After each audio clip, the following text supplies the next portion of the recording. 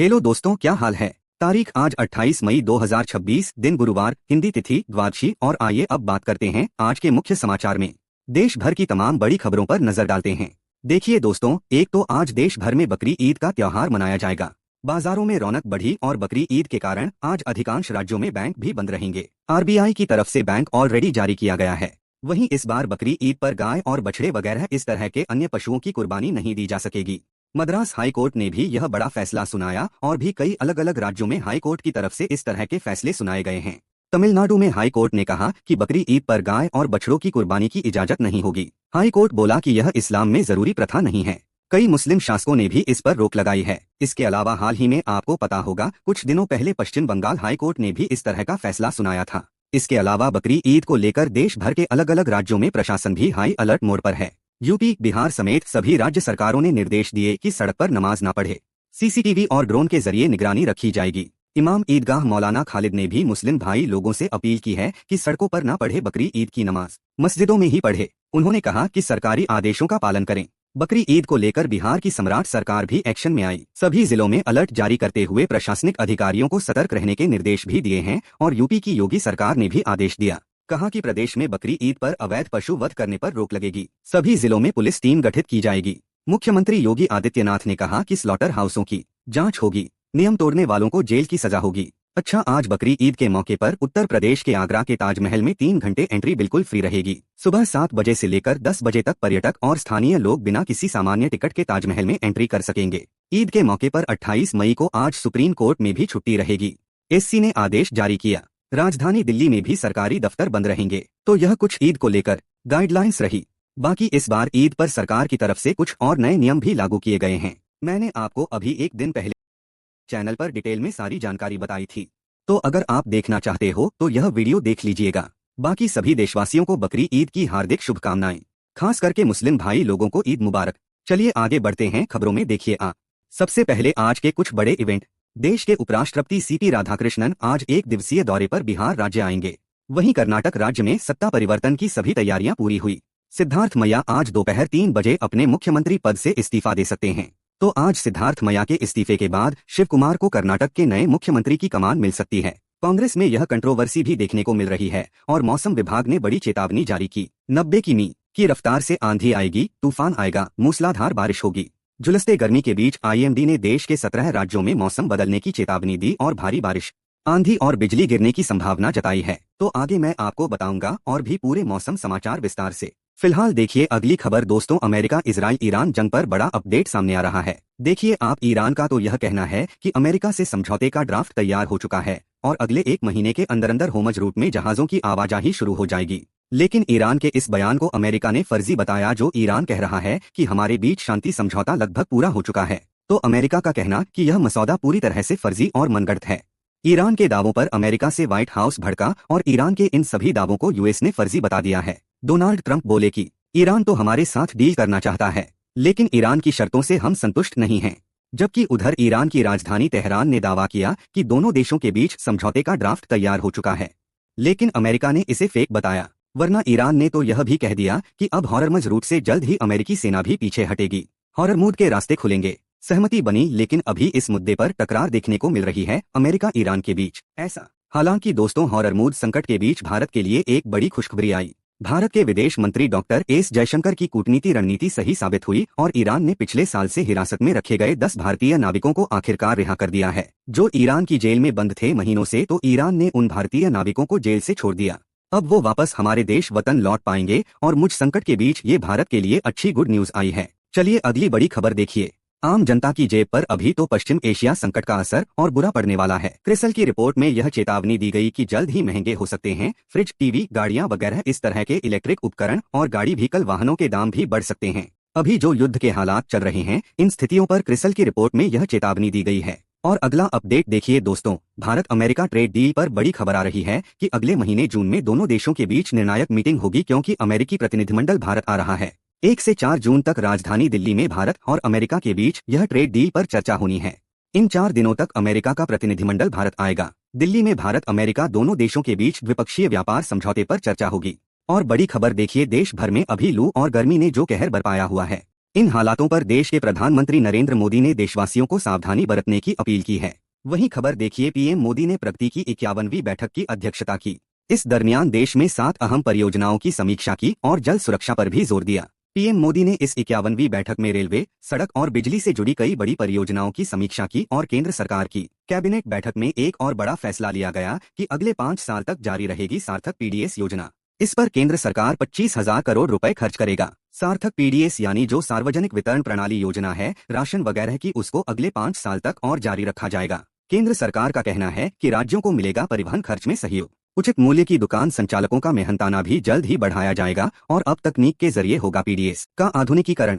जी हाँ, मतलब देश में राशन वितरण प्रणाली में केंद्र सरकार यह बड़ा बदलाव करने जा रही है।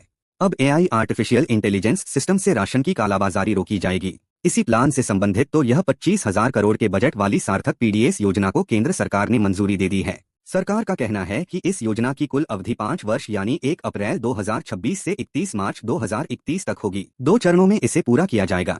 तो हमारे देश में जो फ्री राशन दिया जाता है, बीपीएल, एपीएल समेत सभी राशन कार्ड धारकों के लिए यह राशन प्रणाली वितरण योजना में सरकार बड़ा बदलाव करने जा रही है, फर्जीवाड़े पर लगाम लगाने के लिए।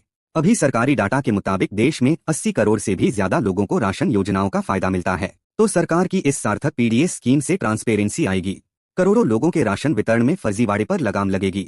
चलिए अगला अपडेट देखिए। सोलर पैनल लगवाने वालों को बड़ा झटका लगने वाला है। अगले महीने 1 जून 2026 से लागू होगा नया सरकारी नियम, जिससे आपकी जेब का खर्च बढ़ जाएगा। दरअसल सोलर पैनल के साथ साथ अब सोलर सेल के लिए भी नए सरकारी मानक जरूरी होंगे।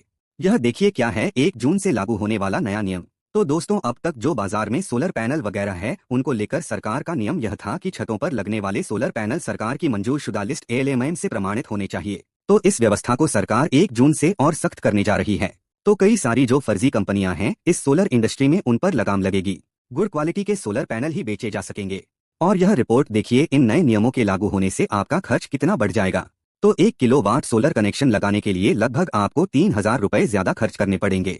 इसी तरह से 2-3 किलोवाट के लिए 6 से 9,000 रुपए तक एक्स्ट्रा खर्च देने होंगे। हालांकि केंद्र सरकार के इन नियमों के बीच सोशल मीडिया पर इस तरह की अफवाह भी चल रही है कि क्या फिर तो सोलर सब्सिडी बंद हो जाएगी।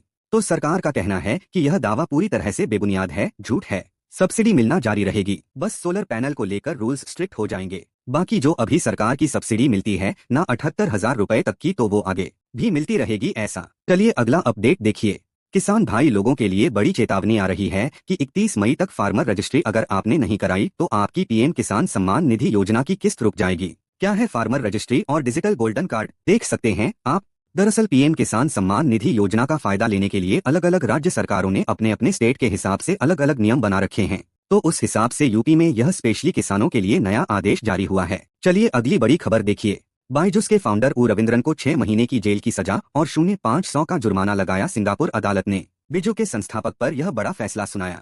क्यों 6 महीने की जेल की सजा और 67 लाख डॉलर का जुर्माना लगा? तो सिंगापुर कोर्ट ने इन पर प्रॉपर्टी और पेपर छिपाने के आरोप में दोषी पाया है। चलिए अगली खबर देखिए। रडार, चेमर और हार्ड किल गन समेत कई आधुनिक तकनीक से अब भारत की विदेशों से लगने वाली बॉर्डर ज्यादा सुरक्षित होगी। भारत की एंटी ड्रोन शील्ड सिस्टम बनकर तैयार हुआ। नया एआई सिस्टम दुश्मन को पलक चपकते ही ढेर कर देगा। दरअसल भारत ने जैन टेक्नोलॉजी द्वारा विकसित एक नया एआई संचालित स्वदेशी एंटी ड्रोन सिस्टम पेश किया है, जो बॉर्डर पर दुश्मनों को मुंहतोड़ जवाब देगा। इससे भारत की ताकत, डिफेंस पावर और बढ़ेगी। और इबोला वायरस पर बड़ी खबर देखिए। भारत में भी इबोला की दस्तक की आहट दिखने लगी। युगांडा से कर्नाटक के बेंगलुरु आई एक महिला में इबोला जैसे लक्षण दिखे हैं, तो उस महिला को अभी एयरपोर्ट पर ही आइसोलेशन में रखा गया है। 28 वर्षीय महिला में यह लक्षण पाए गए। थकान वगैरह जैसे ना सिर्फ इस महिला को बल्कि अफ्रीकी देशों से देखिए गुजरात, अहमदाबाद आए भी 11 लोगों को आइसोलेशन में सरकार ने रख दिया है। वैसे तो अभी भी सरकार का कहना है कि भारत में इबोला का कोई केस नहीं है। जो यह युगांडा से लौटी महिला थी, इसकी भी जांच रिपोर्ट आ चुकी है। अच्छी बात यह है कि इसकी नेगेटिव रही रिपोर्ट, लेकिन क्योंकि अफ्रीकी देशों में इबोला वायरस काफी कहर बरपा रहा, इसीलिए इन देशों से आने वाले नागरिकों की विशेष जांच करवा रही है सरकार। इस इबोला वायरस के सामान्य लक्षण क्या है, देख सकते हैं आप स्क्रीन पर। केंद्रीय स्वास्थ्य मंत्रालय ने भी सभी राज्यों को निर्देश जारी करते हुए कहा कि सभी राज्य सरकारें अपने अपने लेवल पर एयरपोर्ट पर जांच प्रक्रिया और निगरानी को बढ़ाएं। ऐसा। चलिए अगली बड़ी खबर देखिए। राजस्थान में 1 जून से नहीं मिलेगा पेट्रोल डीजल, क्योंकि पेट्रोल पंप संचालकों ने मालिकों ने हड़ताल का ऐलान कर दिया है। संचालकों का कहना है कि यह फैसला सरकारी तेल कंपनियों की नीतियों, बिक्री सीमा और उत्पीड़न के विरोध में लिया गया है। तो 1 जून से राजस्थान राज्य में पेट्रोल पंप आपको बंद देखने को मिल सकते हैं। अगर यह हड़ताल पोस्टपोन्ड नहीं होती है तो चलिए ऑनलाइन गेमिंग पर सुप्रीम कोर्ट ने बड़ा फैसला सुनाते हुए कहा कि ऑनलाइन गेमिंग कंपनियों पर 28% जीएसटी लगाना सही है। राज्यों को मनी गेम्स पर बैन लगाने का हक मिला और टैक्स वसूला तो कई कंपनियां बंद हो गई। सुप्रीम कोर्ट ने ऑनलाइन गेमिंग कंपनियों के मुद्दे पर और जीएसटी केस पर सुनवाई करते हुए केंद्र सरकार का सपोर्ट किया और 28% जीएसटी को सही बताया। वहीं सोना चांदी के भाव पर अपडेट आ रहा है। दोस्तों, 2 दिन में चांदी 10,000 रुपए तक सस्ती हुई और अभी चांदी का भाव 2,61,000 रुपए प्रति किलो पहुंच चुका है, जबकि सोना 2,800 रुपए तक सस्ता हुआ। अभी 10 ग्राम गोल्ड का प्राइस 24 कैरेट का 1,56,000 रुपए प्रति 10 ग्राम चल रहा है। बाकी और भी अलग अलग कैरेट के हिसाब से गोल्ड का प्राइस आप देख सकते हैं चार्ट में। वैसे अगर आप भी सोने चांदी में निवेश करने का प्लान कर रहे हैं तो इस पर एक रिपोर्ट सामने आ रही है। देखिए कि सोने से बेहतर चांदी में निवेश करना सही हो सकता है या नहीं। इस पर यूएसबी का कहना है कि सोने में अब वापस पहले जैसी तेजी आना आसान नहीं होगा। तो निवेशकों को क्या करना चाहिए? तो इस पर ग्लोबल सर्वे एजेंसी यूएसबी का कहना है कि सोने में अब अचानक शॉर्ट टर्म टाइम में वापस इतनी तेजी नहीं आएगी, बल्कि अगली बड़ी तेजी के लिए निवेशकों को अभी कुछ सालों तक इंतजार करना पड़ सकता है। यूबीएस इन्वेस्टमेंट बैंक की रणनीतिकार जॉनी डेवस का भी यह कहना है कि गोल्ड वापस इतना अच्छा परफॉर्म नहीं करेगा, बल्कि उनका यह कहना है कि सोने से बेहतर तो चांदी परफॉर्मेंस करेगी। तो आप अपनी रणनीति के हिसाब से निवेश का प्लान कर सकते हैं, लेकिन गोल्ड से बेहतर आपको सिल्वर रिटर्न दे सकता है। ऐसा चलिए ऑटो इंडस्ट्री से खबर आ रही है। दोस्तों, हुंडई कार खरीदना अब महंगा होगा। कीमतों में 12,800 रुपए तक की बढ़ोतरी करने जा रही है कंपनी। हुंडई के लगभग सभी तरह के मॉडल्स की कीमतें बढ़ जाएगी। यह नई कीमतें 1 जून 2026 से ही लागू की जाएगी। कंपनी का कहना है कि इनपुट कॉस्ट बढ़ने के चलते यह फैसला लिया है, क्योंकि युद्ध वगैरह के माहौल चल रहे हैं तो कंपनियों के रॉ मटेरियल वगैरह भी महंगे पड़ रहे हैं अभी ऐसा। चलिए अगली खबर देखिए। रिलायंस जियो नया प्लान लेकर आ रही है। 200 रुपए में 30 GB डाटा के साथ देगी 15T प्लेटफॉर्म का एक्सेस भी, जिसमें 1000 से ज्यादा टीवी चैनल भी मिलेंगे आपको। जियो टी पास के नाम से यह नया पैक पेश करने की घोषणा की है रिलायंस ग्रुप ने। और एक रिपोर्ट सामने आ रही है कि मध्य पूर्व संकट के बावजूद वित्त वर्ष 2027 की शुरुआत में भारत में उपभोक्ता मांग स्थिर रही है। वहीं नीट पेपर लीक मामले में सीबीआई ने 2 और लोगों को अरेस्ट किया। इसमें एक तो डॉक्टर है जिस पर आरोप है उसने अपने बेटे समेत 3 छात्रों को पेपर दिलवाया था। वैसे अब तक नीट पेपर लीक मामले में कुल 13 लोग गिरफ्तार हो चुके हैं। वहीं सीबीएसई के मुद्दे को लेकर राहुल गांधी ने कहा, सीबीएसई एग्जाम की जांच कंपनी पर सवाल उठाया। पूछा कि ओएम और मोदी सरकार के बीच क्या संबंध है, तो सीबीएसई बोर्ड बोला कि गड़बड़ी के आरोप गलत हैं। राहुल गांधी ने कहा कि कंपनी का नाम बदला गया लेकिन नियत और फितरत वही है। और कुछ पॉलिटिक्स के अपडेट देखिए। दोस्तों, कर्नाटक में राजनीतिक कंट्रोवर्सी के बीच इस्तीफे के सवाल पर मुख्यमंत्री सिद्धार्थ मैया बोले कि इस पर कल बात करेंगे, तो उन्होंने आज के लिए कहा है। वैसे कर्नाटक कांग्रेस विधायक ने दावा किया कि आज मुख्यमंत्री सिद्धार्थ मैया अपना पद छोड़ सकते हैं और शिव कुमार का मुख्यमंत्री बनना लगभग तय है। वहीं केरला में विजन के समर्थकों ने भी ईडी की टीम पर हमला किया, लाठी पत्थर तक बरसाए, गाड़ी भी तोड़ दी, क्योंकि केरल के पूर्व मुख्यमंत्री की बेटी पर मनी लॉन्ड्रिंग का आरोप लगा तो ईडी उनके घर पर रेड डालने आई तो उनके समर्थकों ने ईडी के साथ इस तरह का दुर्व्यवहार किया। जो केरल के पूर्व मुख्यमंत्री पिनराई विजय हैं, उनके समर्थकों की तरफ से यह ईडी की टीम पर हमला देखने को मिला। 4 शहरों में अभी ईडी ने विजन के 10 ठिकानों पर रेड डाली और पूर्व मुख्यमंत्री की बेटी के घर पर भी रेड डालने गई ईडी। ओके, और चलिए अंत में आज के राशिफल पर नजर डाल लेते हैं। देखिए, वृश्चिक राशि वालों का रुका हुआ इनकम सोर्स शुरू होगा और कुंभ राशि वालों के लिए नया निवेश शुभ रहेगा आज। बाकी और भी कुछ अलग अलग राशियों का राशिफल आप देख सकते हैं स्क्रीन पर। और हाँ दोस्तों, आप मुझे कमेंट करके बताइए कि भारत के किस राज्य में तैरता हुआ राष्ट्रीय उद्यान फ्लोटिंग नेशनल पार्क स्थित है। 4 ऑप्शन देख सकते हैं आप, A, B, C, D, V is right option. Let me know in the comment box. सही जवाब देने वाले लोगों को रैंडमली सेलेक्ट होने पर आरके न्यूज टीम की तरफ से शानदार सरप्राइज गिफ्ट जीतने का मौका मिलेगा। और इसी के साथ ही अगर आपको वीडियो अच्छा लगा तो इसे लाइक करना, शेयर भी करना। आरके न्यूज चैनल को सब्सक्राइब करके बेल आइकॉन जरूर दबा देना। रोजाना ऐसी इन्फॉर्मेटिव जानकारियां, महत्वपूर्ण समाचार देखते रहने के लिए ओके ख्याल रखिएगा अपने आप का, अपने परिवार का। मिलेंगे अगले नेक्स्ट अपडेट में, तब तक के लिए जय हिंद।